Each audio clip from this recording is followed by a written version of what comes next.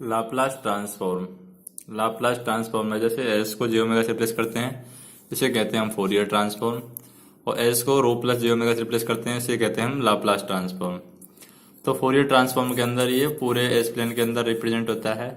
X s है, उसको minus infinite infinite x T की power minus S T D t से ये एनालिसिस इक्वेशन है। जो लाप्लास ट्रांसफॉर्म है उसकी एनालिसिस इक्वेशन है। फिर minus infinite infinite x T की पावर माइनस एस को रो प्लस जे ओमेगा से रिप्लेस कर देंगे। फिर एक्स टी की पावर माइनस रो टी की पावर जे ओमेगा टी, फिर इसको फाइनली सॉल्व कर लेंगे तो हमारे पास में ये आ जाएगा Fourier transform. X of t e की पावर में जे ओमेगा टी डी टी, ये फोरियर ट्रांसफॉर्म हो जाता है। रो इक्वल टू जीरो पुट कर देते हैं। तो जैसे हमें लाप्लास ट्रांसफॉर्म करना है ई की पावर में सी टी यू टी का, तो इसका लाप्लास ट्रांसफॉर्म होगा वन अपॉन एस प्लस ए।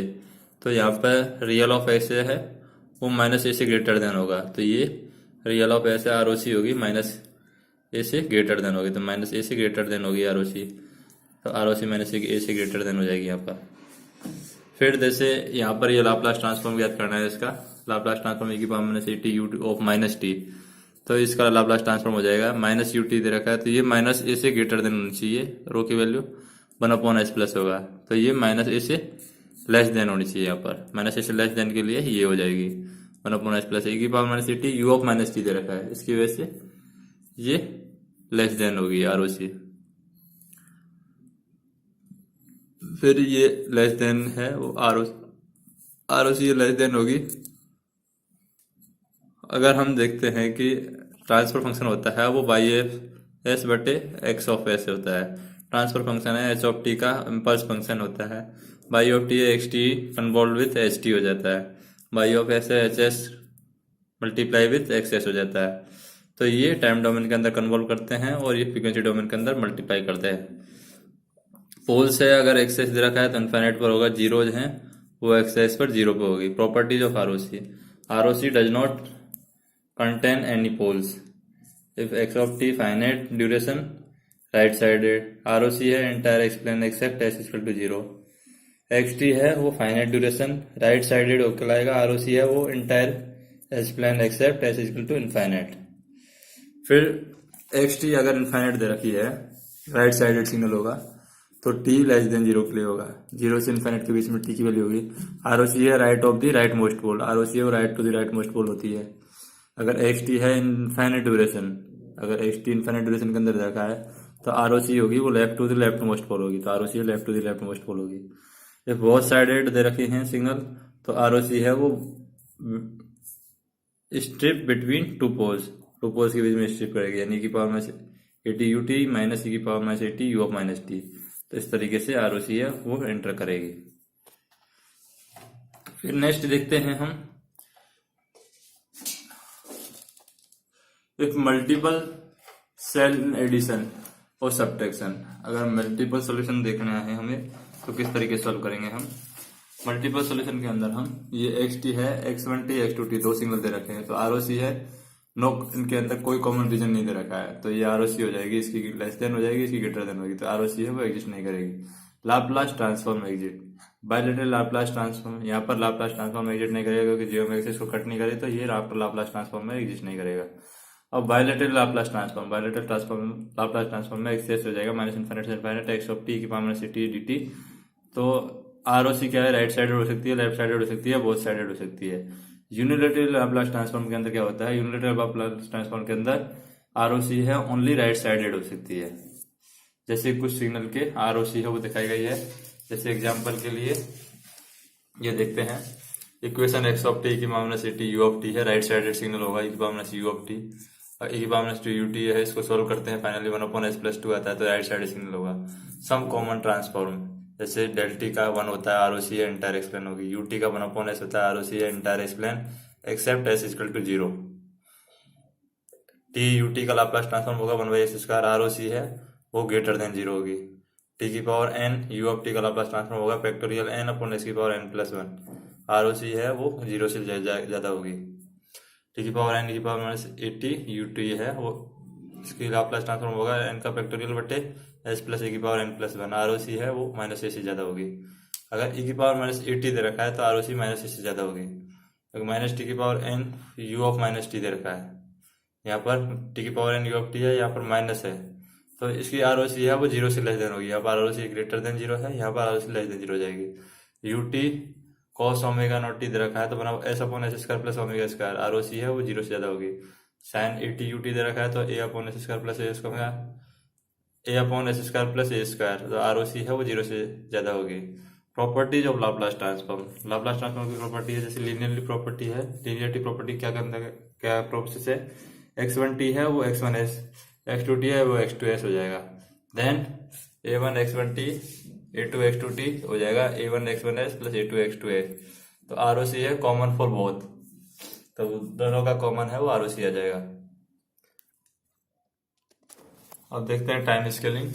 टाइम स्केलिंग के अंदर क्या है, x one t x s हो जाएगा, तो then x of a t हो जाएगा one upon a x x upon s. तो एस को एस अपॉन ए से रिप्लेस कर देते हैं, तो ये यहाँ पर, या फिर मल्टीप्लाई कर देते हैं वन अपॉन ए से।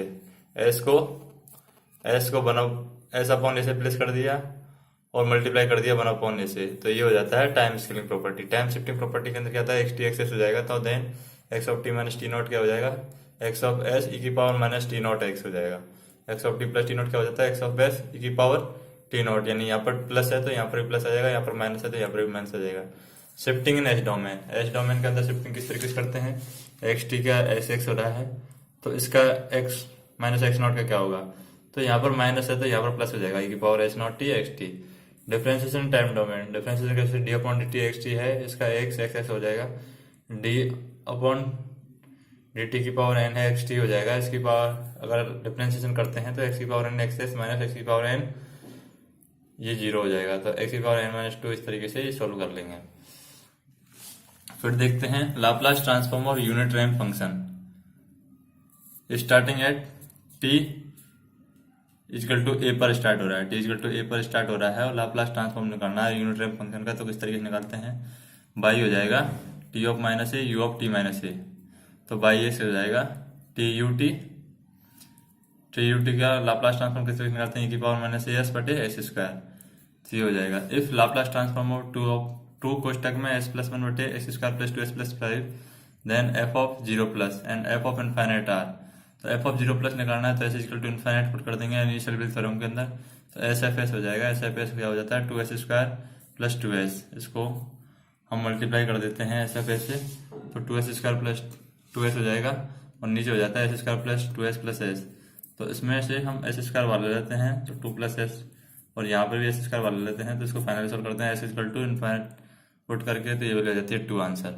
अगर F equal to final value theorem निकालने तो limit S tends to zero रख देंगे, limit S tends to zero रख देते हैं यहाँ पर, तो टू एस कॉमन लिया S plus one, S square two S plus one, तो S equal to zero put किया तो ये फाइनल वैल्यू जीरो हो जाएगी। Given that Laplace transform of T S plus two S square plus one, अगर Laplace transform G T निकालना तो S square plus one S plus three S plus two, ये G T दे रखा है, ये Laplace transform of F T दे रखा है।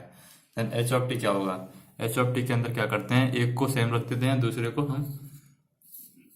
हम शिफ्टिंग कर देंगे। Then Laplace transform of h of t निकालना है तो सॉल्यूशन क्या होगा, f of t convolve with g of t is equal to h of t in t domain, f of s multiply with g of s equal to h of s in H domain. H of s निकालना है तो S plus two S square plus one और s square plus one बटे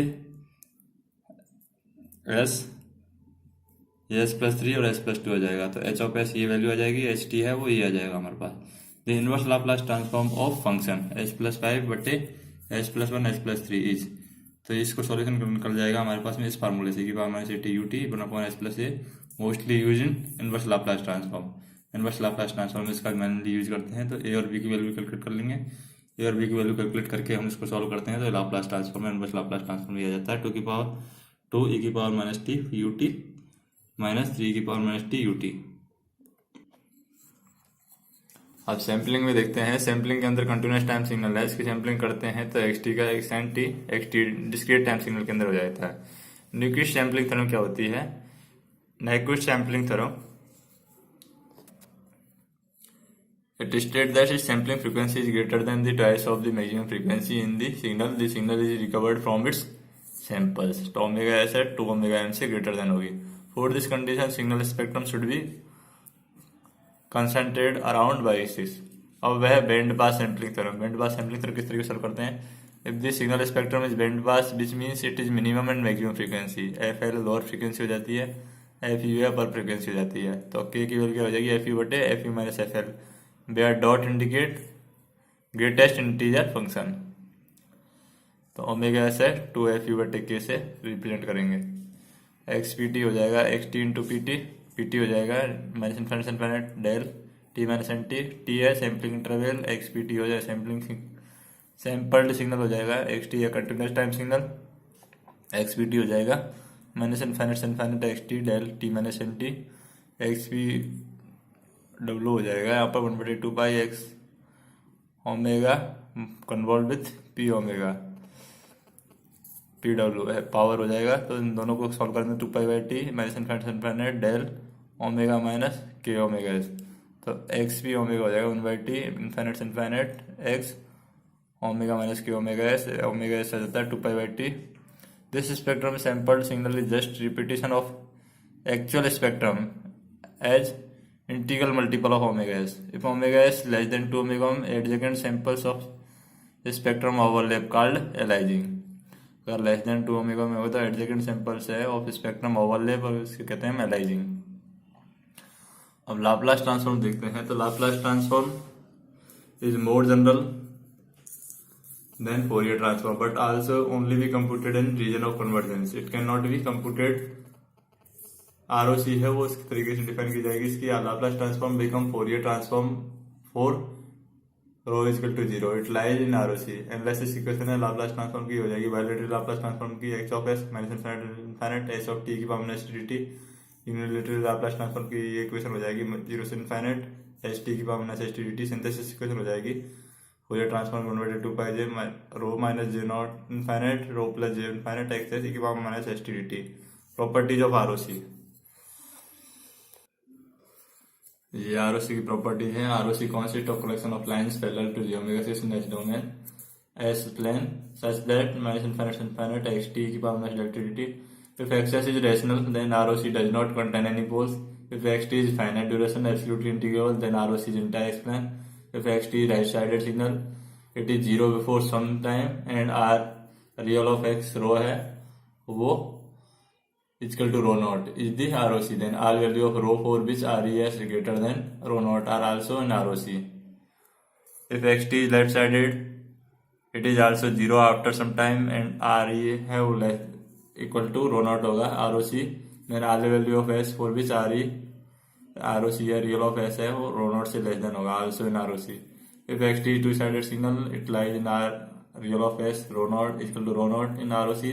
When ROC consists of stable S plane include the line real of S rho naught. If f of x is rational and xt is right-sided signal, ROC is right to the rightmost pole. Xt is left-sided signal, ROC is left to the leftmost pole. ये ROC के according transform में दिखाए गए हैं signal है। इसका transform xt का access हो जाएगा ROC R होगी, इसका ये ट्रांसफॉर्म हो जाएगा R1 होगी ROC, x2 का ये ट्रांसफॉर्म हो जाएगा आरओसी हो जाएगी। इस सिग्नल के ये हो जाएगा आरओसी एटलीस्ट R1 और R2 के कंपेयर में होनी चाहिए। तो इस तरीके से आरओसी है वो दिखाई गई है। D upon D T x T का X of S at least R होनी चाहिए आरओसी, टी एक्स टी का D minus D upon D X S ROC R होनी चाहिए एटलीस्ट माइनस इन्फिनिट से T x T D T है 1/s x S at least ROC है वो R होनी चाहिए। इसी तरीके से ये फार्मूले दिखाए गए हैं। डेल टी है उसका ट्रांसफॉर्म 1 होता है और आरओसी है वो आरओसी है ये आस हो जाएगी। यू टी है 1/s हो जाएगा और रियल ऑफ एस 0 से ज़्यादा होगा minus u of minus T है 1/s रियल ऑफ एस है वो लेस देन 0 हो जाएगी अगर माइनस है तो।